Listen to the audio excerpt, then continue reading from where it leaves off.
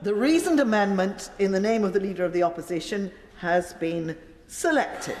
And I call the Minister, who last week was a new Minister and is now a seasoned Minister, to move second reading. Dean Russell.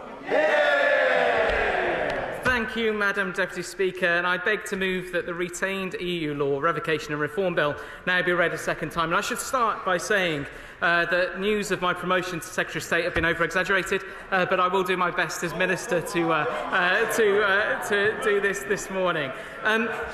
With your permission, Madam Deputy Speaker, I would just like to pay tribute to my predecessor Secretary of State, the member for North East Somerset. Without his staunch work and his hard work and his passion to help families across this country and businesses survive this difficult winter that's coming, and the work he did to make sure that the energy support would be there would be a lot of families very, very worried this winter. And I would like to pay tribute to him for the work that he did. And it's very honourable of him to be here during this speech. Mr. Speaker, or Madam Deputy Speaker, my apologies. On the 31st of January, the Government announced plans to bring forward the retained EU law Revocation and Reform Bill. This bill is the culmination of the Government's work to untangle the United Kingdom from nearly 50 years of EU membership. Through this bill, we will create a more agile and innovative regulatory environment that would have been possible. Not have been possible should we have been a member of the European Union still. This will benefit people and businesses across the United Kingdom. The Government has achieved much since leaving the European Union and taking back control of money, borders, laws and our waters. We have created a world-leading COVID vaccine programme and signed 35 deals with 70 countries around the world. We accept there is still more to do, and in January of this year, we set out our approach to becoming the best regulated economy in the world. It is a... I would be honoured to. How will he answer the intemperate correspondence to which many of us have been subjected, announcing that this bill will provide for the rape of the countryside and the destruction of wildlife? Will he be able to persuade them that this is a proportionate measure that will allow us to choose the regulations by which we wish to live and judge them on their merits? Well, first of all, I think that's the longest intervention I've ever heard the honourable member use. But he is absolutely right. You know, the premise of this is to make sure that we are doing what we have always done, which is to have the best place in the world to live, and that includes our environment. And it's an absolute priority of this government that the United Kingdom will be the best place to start and grow a business, to live, and to ensure that our environment around us is supported at all times. Within this bill, there are powers that will allow us to make good on this promise. I will give way in a little while. I want to make some progress to begin with. Within this bill, there are powers that will allow us to make good on this promise. The bill will enable outdated and often undemocratic retained EU law to be amended, repealed and replaced more quickly and easily than before. This will remove burdens on business and create a more agile and sustainable legislative framework to boost economic growth. I will give way to the Honourable Lady. I thank the Minister for giving way. Will he be honest with this House when he says that this bill will allow us to have the highest standards?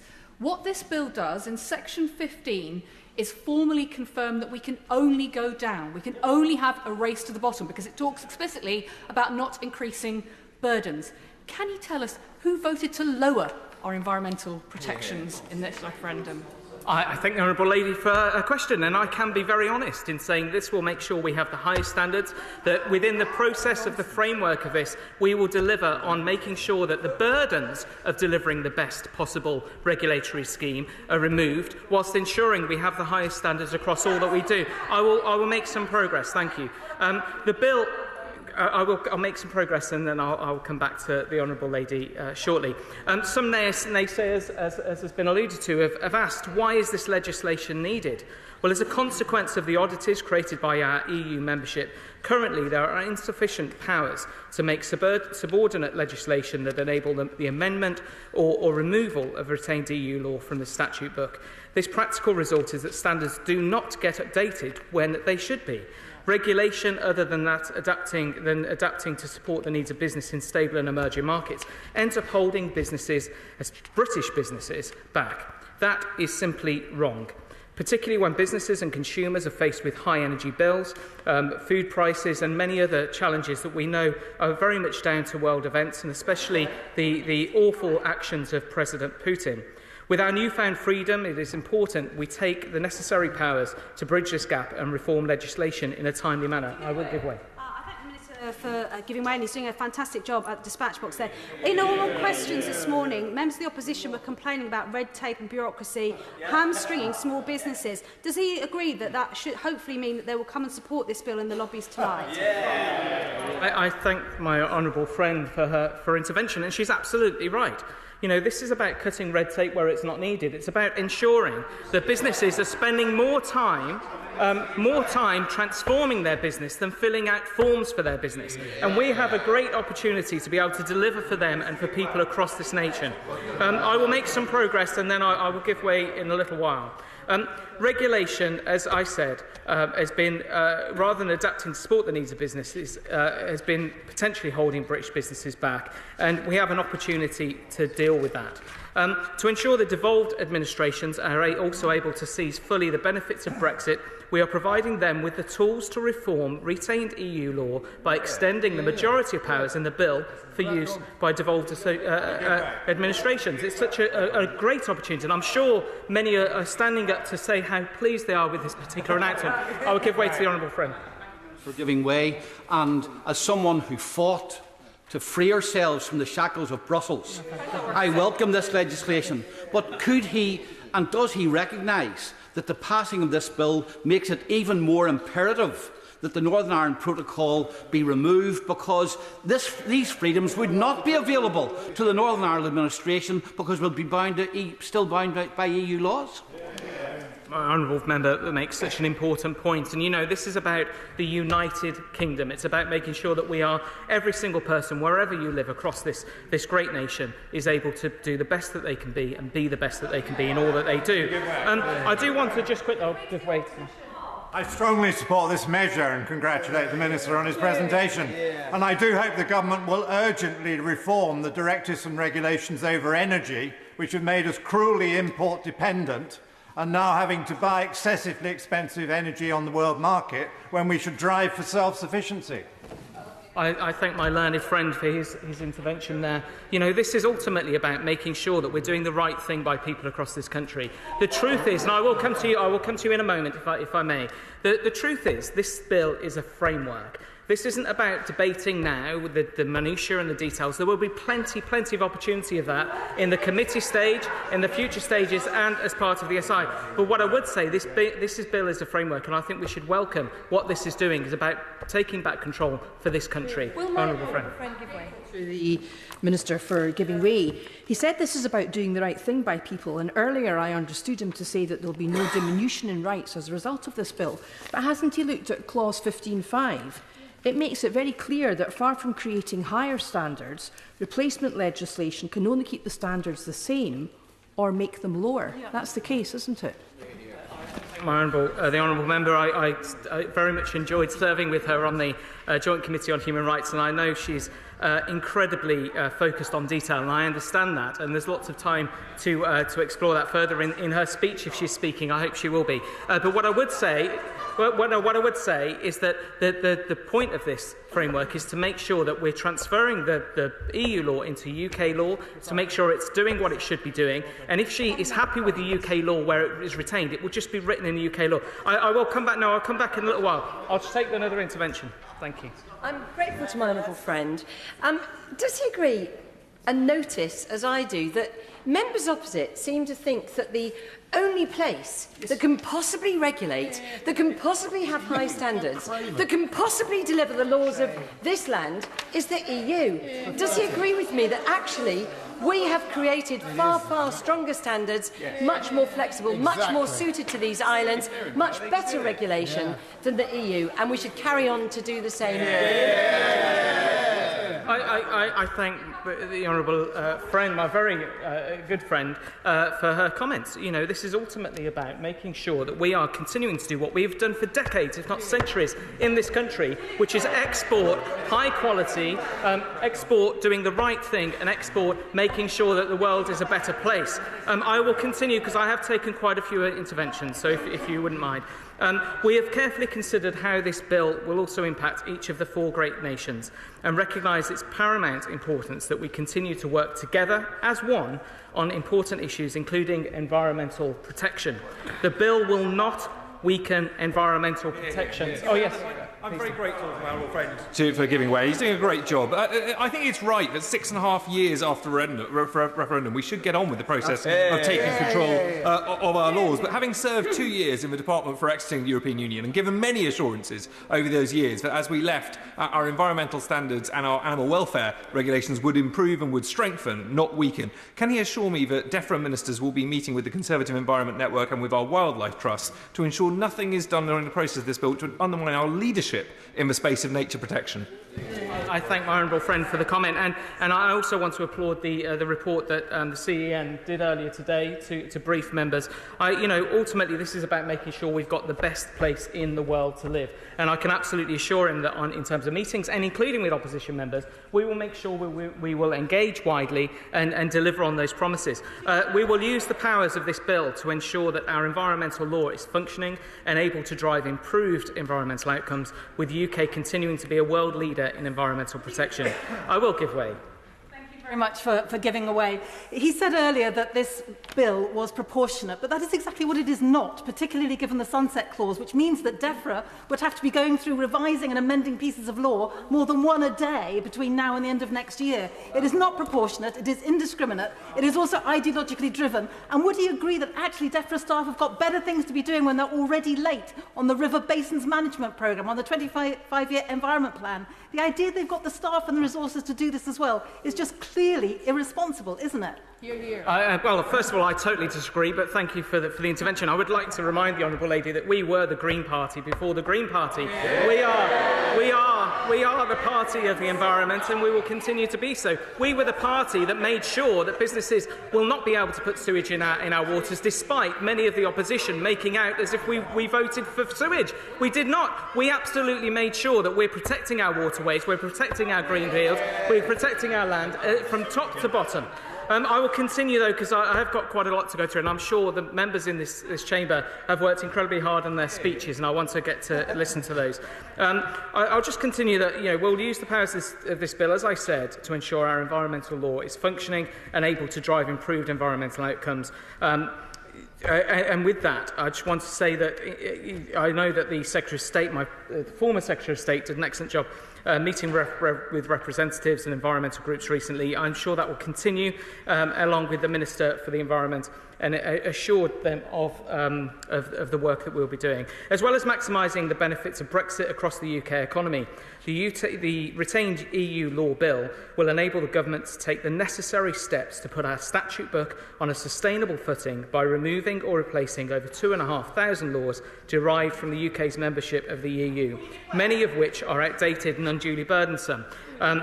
Earlier this year, the former Secretary of State, it's irking me to have to say that, but the former Secretary of State invited the House and members of the public to review the massive legislation for themselves through the retained EU law dashboard, which was published in June and is available on .gov.uk, and it's still available now.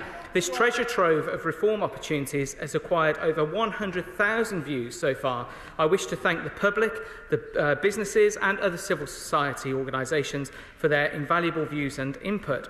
Together we have identified where retained EU law must be excised from our statute book, and now, using this bill, we will go further and faster to capitalise on the opportunities of Brexit.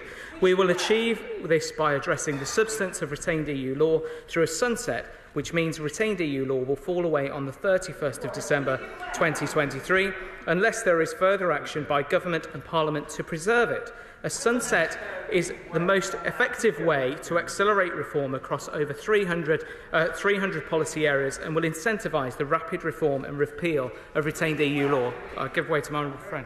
Member. Minister for giving way.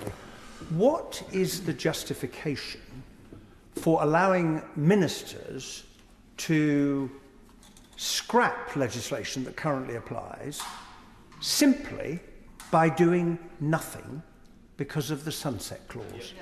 I've never seen anything like it before. What is the justification for allowing law to fall away if ministers decide, well, I'm not going to address it at all?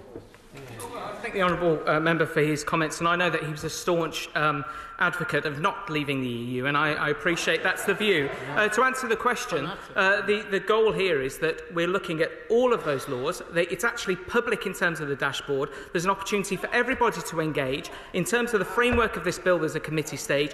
The ability to have parliamentary scrutiny is huge. Now, I would make one other point, though. At what point were we able to scrutinise those laws when part of the EU? Because we were not. All of those laws were put in without scrutiny, without the ability for us to do the work that we needed to do. We are now taking back control to this country to deliver on the promises we made to the people and on the referendum that they voted on. I will not take many more interventions. I'll continue for a short while. Prior to this date, the government will determine which instruments should be preserved, which should be reformed and which should be revoked. I commend colleagues from across all departments for their gallant efforts in establishing ambitious reform plans that will help drive growth.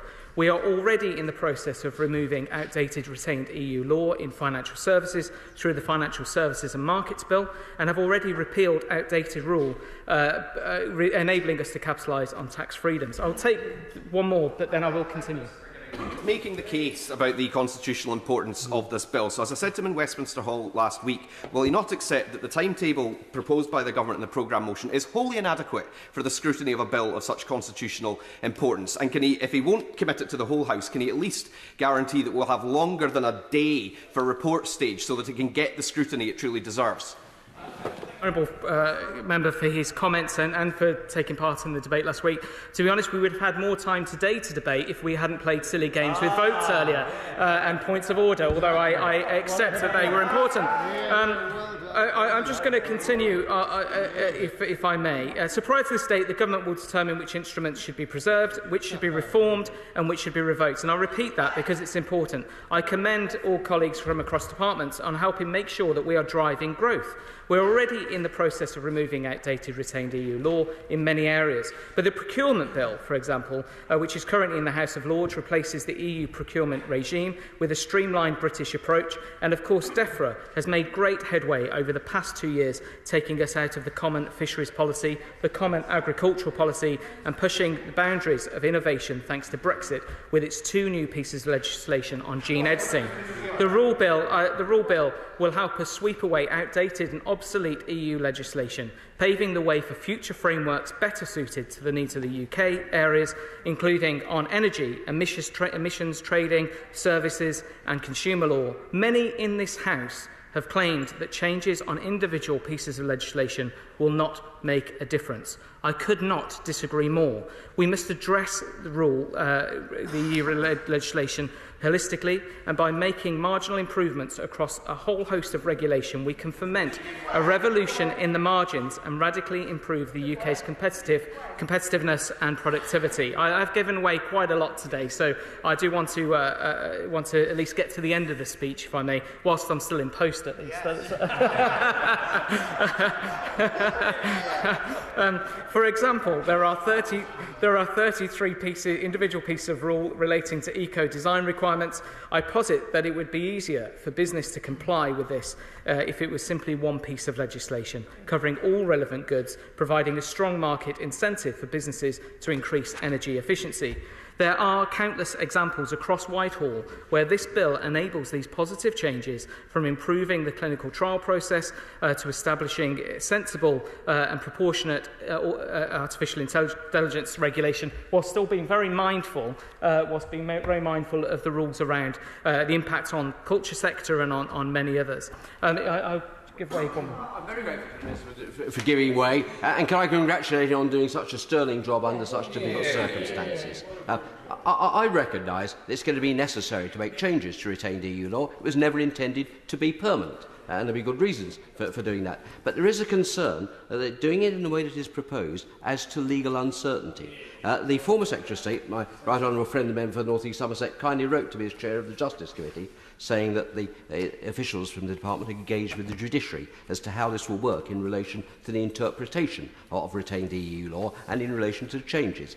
Can the Minister help me as to how these proposed changes, having had the benefit of discussions with the judiciary, will improve legal certainty, which of course is itself important for business certainty? I thank the honourable friend for his comments, and I think one of the key things to certainty is having a clear date and a point that this will all happen. I think uncertainty often comes by not knowing.